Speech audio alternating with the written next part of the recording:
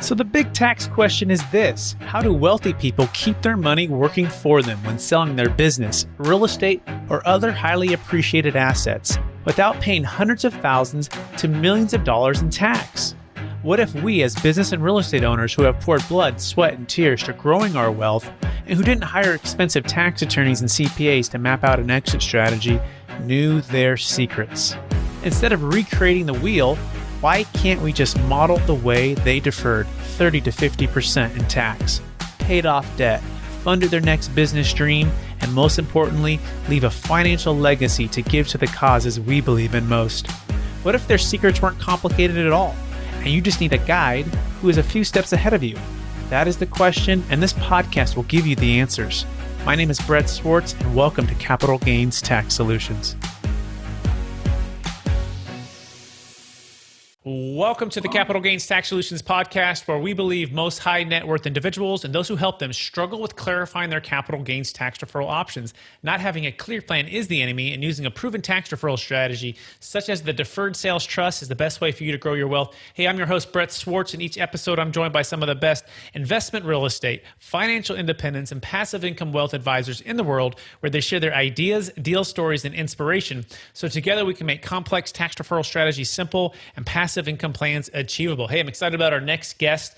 He is an entrepreneur, business coach, speaker, #1 best-selling author, and has been seen on Fox TV and multiple media outlets. He's the president of Genius, a visionary, managing partner of Capital Street Investments LLP, and president of Gifting Boutique. And he has a wealth of knowledge to share with us when it comes to mergers and acquisitions, entrepreneurialism, growing your bottom line, and also selling your business or real estate at the opportune time. So with that being said, please welcome to the show with me, Krishna Mohan. Krishna, how are you? Doing great, Brett. How are you doing today? Hey, I'm doing great as well. Thank you so much for connecting with us. And by the way, you can find Krishna. He has a number of websites: geniusvisionaryinc.com, geniusbusinesscoach.com, at geniusonlineacademy.com, and geniusbusinesscredit.com. And he is out of the DC, Maryland area on the East Coast. And so thanks so much for joining us. And so Krishna, would you start with giving our listeners a little bit about your background and current focus? Yeah, so my background is I'm a business coach. I've been in entrepreneurship for a long time, and I come from a corporate background with wealth of knowledge in sales, marketing, business development, management, operations, and and then also helping small business owners succeed in their ideas, in their game, and taking the businesses to the next level. That's my background. However, I'm also into real estate, into multifamily and land investing, and then also we have a few other creative strategies that we do in real estate. On the business consulting side, we help business owners on growth, primarily the revenue growth, take the company from point A to point B. And then we also have Genius Online Academy, which is a DIY business coaching platform that we developed, which will also help the small business owners to use that as a tool to build their business on their own. And then we also have a suite, which is called Genius Business Finance Suite, which helps the business owners to build business credit based on EIN and separate the business owner using his personal FICO and collateral to raise capital. And we have a comprehensive program on that. So we have solutions for revenue, we have solutions for money, we help them to get funding and financing. And then we are also focused on acquisitions, especially during these times in the next 3 to 5 years. That would be our primary focus. We are seeing that as our path for our own exponential growth. So that's a little bit about us. Yeah. Excellent. Well, thanks for sharing that. And I'm curious, Krishna, I believe we're all be given certain gifts in this life to bless others and help others. So I want you to back up. When you were younger, what was maybe that gift you feel like you were kind of given, right? I call them God-given gifts to bless other people. What was that gift that you were given, and how do you use that to bless and help others today? Yeah, so during my childhood and during my upbringing, I always, like helping people. I like talking to people. I like listening to people. Trying to, help them in any which way is just that comes as a natural nature from me. However, I also realized that giving is the way for growth. And the more you give, the more you get. It goes back to, my spiritual belief systems. And then I also question everything that happens around me. Why things happen the way they happen, why people succeed, why people fail, what makes somebody to be successful in their life, right? Uh, it, Through that inquisitiveness, I keep on educating and seeking answers. And that happened in my corporate experiences, that happened everywhere and everything I do. And then through that process, I realized that I really gained a lot of knowledge. uh, I gained a lot of answers through formal education, informal educations, mentors, testing things, taking risks, and getting those answers. And then realized that I have something to give back, to offer. So I'm on a mission. I'm on a purpose to help it, a million small businesses if I can. So that's what I'm after. And I know 50% businesses fail in 2 years, 85% fail in the next 5 years, 96% businesses will never reach $1 million in their lifetime. I don't like that statistic. I want to make it better. That's my goal. That's my purpose. I absolutely love it. Yeah, thanks for connecting that. And it's so true. The more you give, the more you receive, and the more you can help others do the same and succeed, so they can give more too. It just Absolutely. creates so much more for everybody. So I love that. Yeah. So let's walk through a little bit about your fascination with real estate, with business coaching, with finance, with with wealth. When did you become focused and or fascinated with shifting from your own, let's say, freedom and success and wealth to helping others do the same? What was that shift? Walk us through that journey a little bit. Yeah, so when I was back in 2008, we know what happened. At the time, I realized a lot of people got into real estate and lost money. A lot of people became really wealthy during the time. I saw both sides of the coin, and that's when I realized that there's something going on here that I really need to understand. So I really dug deep into that, the real estate part of the game. And that's why I picked up the interest in the financial system, understanding the economy, understanding the monetary system, understanding how the dollar works against other currencies, and understanding inflation, how all these things are integrated to the interest rates, how all these things impact the real estate and everything. That's how I picked my own interest, so that because I realized that it's your job to take care of your wealth. It's your job to take care of your family. It's not nobody's job. We expect others to give answers, but we don't get those answers, and that's why we see companies failing. We see economies failing.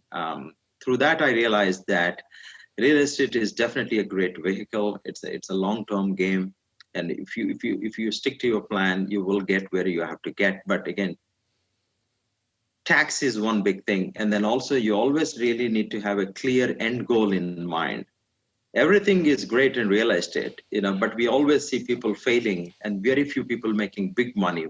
And then people who are doing it, they're always doing well. And then many people who get into real estate in seeking that quick money, they don't make it. They don't get it. What's the problem? I do the same rehab. I do the same wholesale.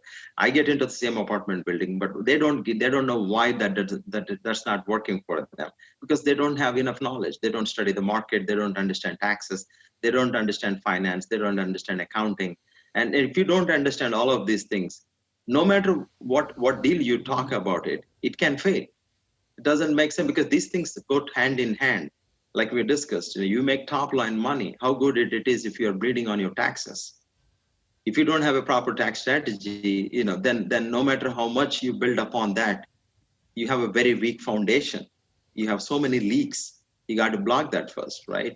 And then if you really do that very well, then you not only keep the money that you make, but you also compound what you really make. So all these things really excited me. I went to school to get a graduate degree in finance, because I come from sales background. I did that on purpose because I challenged myself. This is the missing link. You can be a great CEO. You see great companies that they fail. They think their marketing is a problem. What they really don't understand is their numbers. They really don't understand how to read a cash flow statement. They don't understand how to read an income statement. they really don't understand how to read a balance sheet. And that's an accountant's job. That's not accountant job. That's your job. It's your business. It's your job. You guide your accountant on how you need to strategize for your next year. If you can get to that level, then you will be good in real estate. You'll be very good in business too. So I think that's one biggest link in the corporate world that I see. In the small business, it's across the board. They don't even acknowledge that's really even important. They think it's my CPA's problem. My CPA will take care of my accounting. My tax advisor will take care of my tax, and my attorney will take care of my paperwork. That's absolutely not right. You have to take care of everything, and they help you to reach your goals. Love it. Yeah, so well said. So it's really about understanding your numbers, right? Having a clear exit plan and looking at all the factors that are going to make you successful. It's not just making a big profit. It's also being able to sell at the right time, know where the monetary policy or interest rates or taxation is, and then owning all of those things. You need to own that. You are your most no one's going to care as much as you're going to care, right? About your real estate, your business, or your numbers. And if you think someone else is going to care about it, that's where you're going to fall. That's where things are going to leak out. So of course, hire the accountants, hire the guides, but you've got to know it first. You got to care more and not pass off the responsibility to somebody else. Is that a fair summary? Yes, that's exactly it is. Yeah, absolutely. Excellent. So what are the steps if someone were to say, hey, yeah, Krishna, I need help with that. What's the first step to understanding their numbers or more so, not so understanding it, but taking that responsibility? How do you help somebody break through maybe some of those false beliefs, some of those challenges where they haven't done it before? Yeah. So the way we do with these business owners is we sit with them and really, try to understand why are they doing what they're doing in the first place?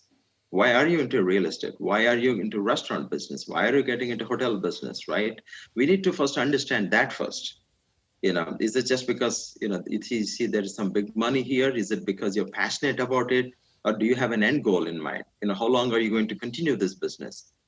What's your growth plan? Do you even have a plan? What would be your ideal year for the next 1 year? What would be year 2, year 3, year 4, year 5? When are you exiting? Or what would it look like once you grow to that number? I want to grow my business to $20 million. Can you visualize how will that look like? How many employees would you have? What would be your financials? What would be your gross margins? What would be your net margins? What would be your net income? What kind of asset base do you have? Once you have that kind of projections in place, once you challenge these guys to think forward that long, then that will force them to think, man, right now my tax is only $10,000. I did not realize I have to pay like $500,000 my taxes. Then what's your plan? Then it will force them to plan for that. And that will force them to say, hey, maybe I need to invest in this asset. Maybe I need to, do I understand my depreciation schedule? If you start thinking like this, then you start planning for that. Then you become strategic about it investing.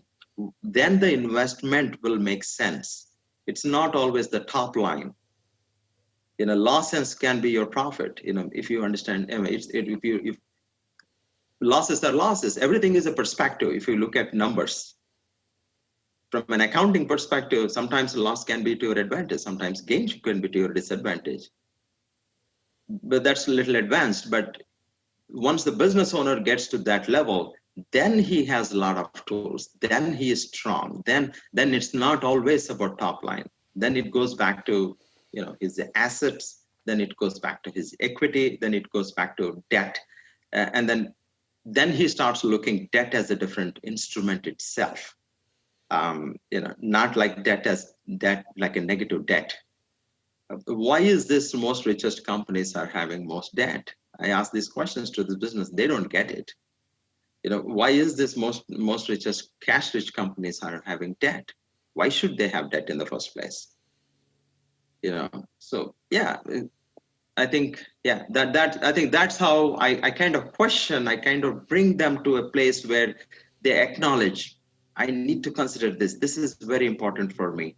And if I have this kind of holistic view of the business, not just sales, not just product, not just idea, having good accounting practices in place, having good financial understanding about your business, having a good tax strategy in place will put you in a position where you not only build your business, but also potentially build generational wealth, because everything ties up to everything else.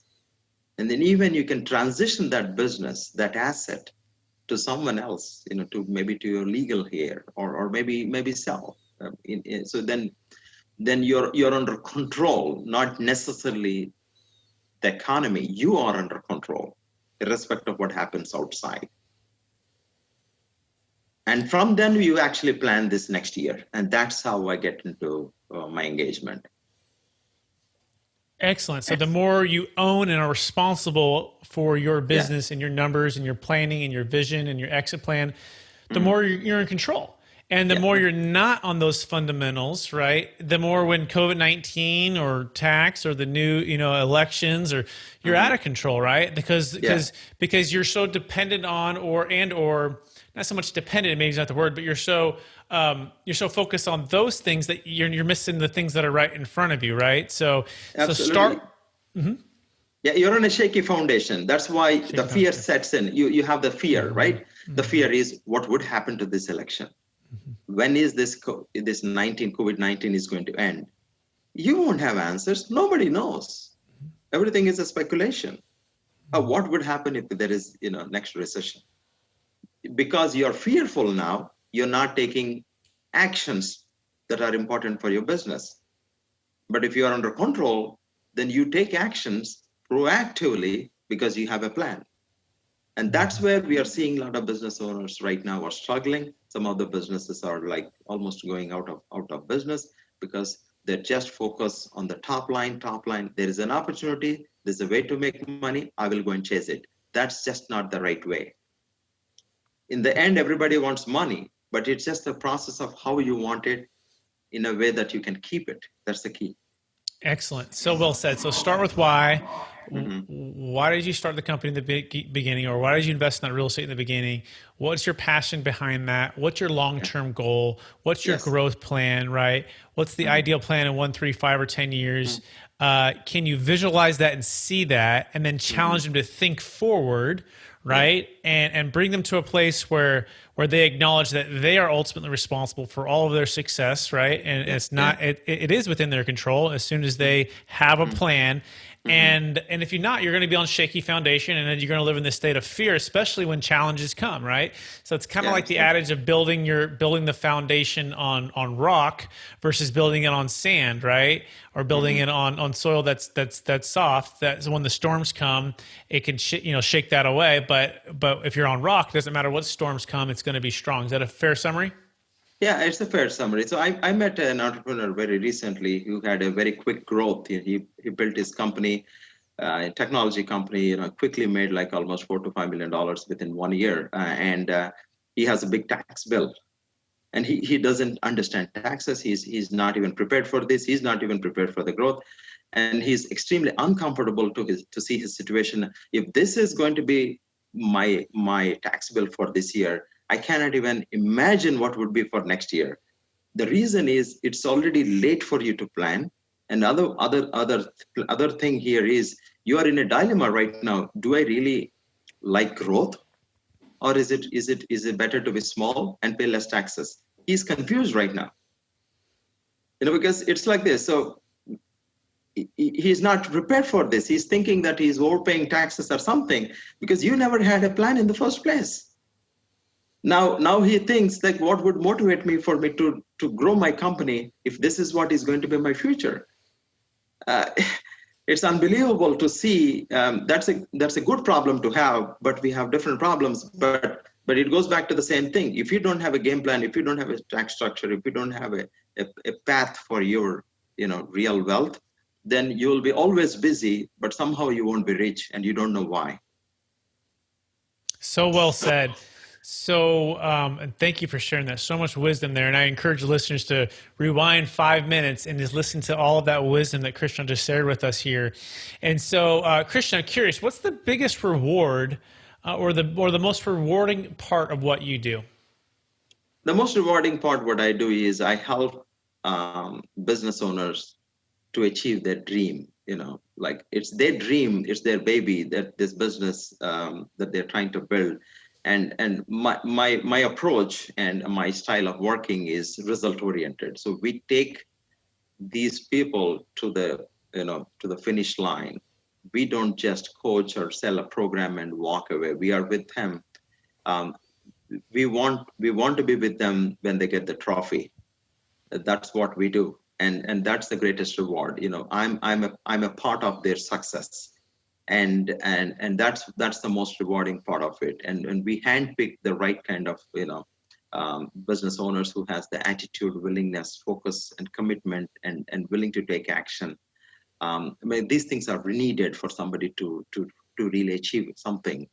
And then we really work with them and then help them along the way. And then we are very selective in the process, and that's really, really rewarding. We almost become long-term partners with our clients. Yeah. Absolutely love that. And that being said, we're focused on capital gains tax solutions here on this podcast and the different challenges that folks are facing. And so would you touch on a little bit of the frustration that you have seen with clients when it comes to exit planning and what are the challenges with the strategies they've used, or not doing the pre-planning, right? Not having the clarity. Would you, in the 1031, would you touch on that? Yeah, small business owners that we are right now working with are around under $5 million size kind of companies, and most of these guys are working with accountants who also does some kind of a tax planning for them. I wouldn't say that they're really having a game plan for the exit, but I'm seeing a lot of businesses are willing to sell their business just because something happened in the economy. Right now, I'm not seeing the traffic with my customers. I don't see this is going to continue for a long time, so I want to sell my business. But unfortunately, they don't have a plan. What would you do once you get all this money? What would you do after you sell the business? So what I'm seeing in the small little business space is they're not prepared. I'm not seeing anybody even ready for that.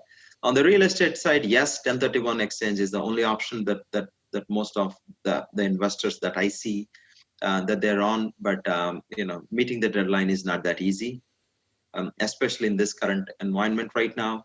So I see there is a lot of work that they need to be done a lot of awareness. I think somebody like you need to teach and bring that to awareness, and then there is a lot of room out there. And they would love to have these strategies implemented in their business, because it is their hard-earned money, and they really don't know that they are available. What's happening right now is that the next move is going to be their retirement, and how expensive would that be if you do one wrong move at this time? That's the thing. Today I am seeing many of them. They want to retire. They want to have a happy life because they worked for the last 30 years. But right now, if you don't have a proper plan, if you don't have a proper exit, and then if you don't have a way to keep the money, then that's not a good case scenario. The alternative for you is to keep on working forever with the hope that one day I will have that $1 million in my kitty. That's not happening. So that's why they really are struggling without having an end game in place. These are making good money, but really what's next? They don't have answers, especially in the small business space. Yeah, I think part of it's being humble and in a sense being open to trusted advisors who have done the deals, have closed them, and it can guide you along the way. So a part on the beginning, we talked about responsibility for your revenue and driving your business and doing that. But now when you go to exit the business or exit the real estate, right? You want to have professionals that have already done that and can guide you and walk you through that. It makes me think of a deal story we just closed in Georgia. It was a $7.6 million multifamily sale. And this gentleman lives in Northern California. He's a baby boomer wanting to retire, last 30 years, hundreds of real estate deals. And he was faced with overpaying for, 4.5, 5.5 cap marketplace in North Carolina for an apartment complex. And he's going, I don't like this deal. And I think it's the seller's market. This is pre-COVID-19. And then COVID-19 hit, and he goes, I definitely don't like this deal. I don't want to take on all this debt, overpay for this property just because it's in my 1031. But he was faced with 1.1 million in tax. So it wasn't an easy decision, but it became easy for him to choose the deferred sales trust because he got out of all of his debt. He put all of the 3.1 million on the sidelines. He distinguished the 4.5 million. It's gone, and now he's in a tax deferral state. He saved or deferred the 1.1 million, and he's going, Brett, I'm just waiting for a deal to come up, and it could be 6 months from now, a year from now. In the meantime, he's putting in hard money lending. He's putting it into stocks, bonds, and mutual funds, and then he'll put it back in all tax deferred using what we do here with the deferred sales trust.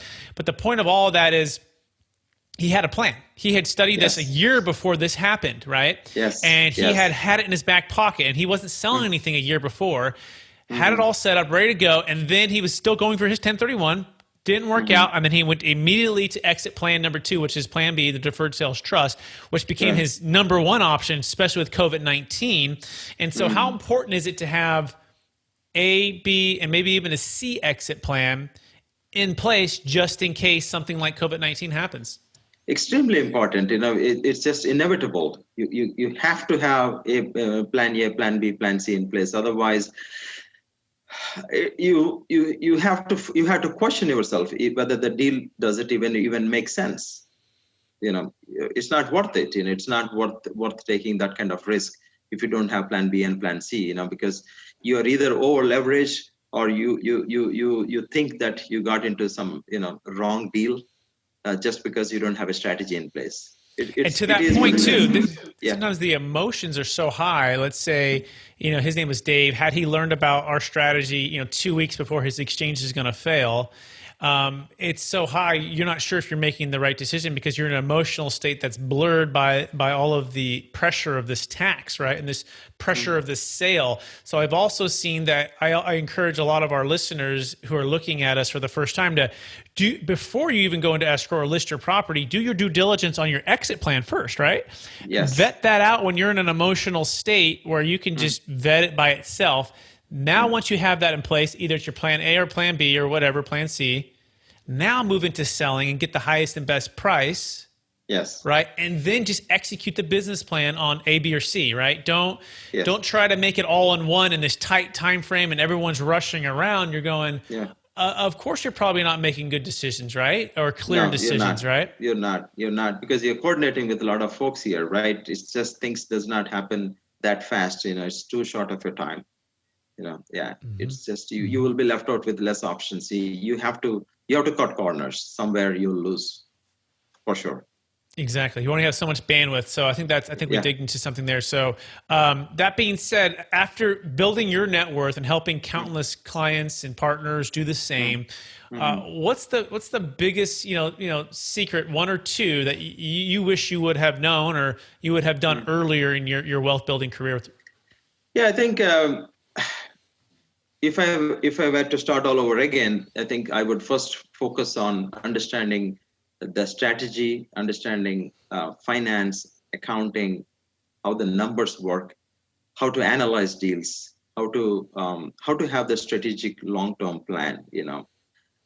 Wealth building, tax deferred strategies, and how to build generational wealth. I think if I knew all of these things in the first place, then it would have been a whole different world altogether right now.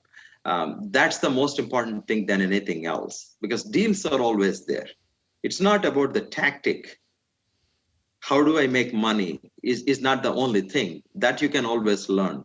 It's more about how can I keep your money. You have every possible way that the money can be taken away from you.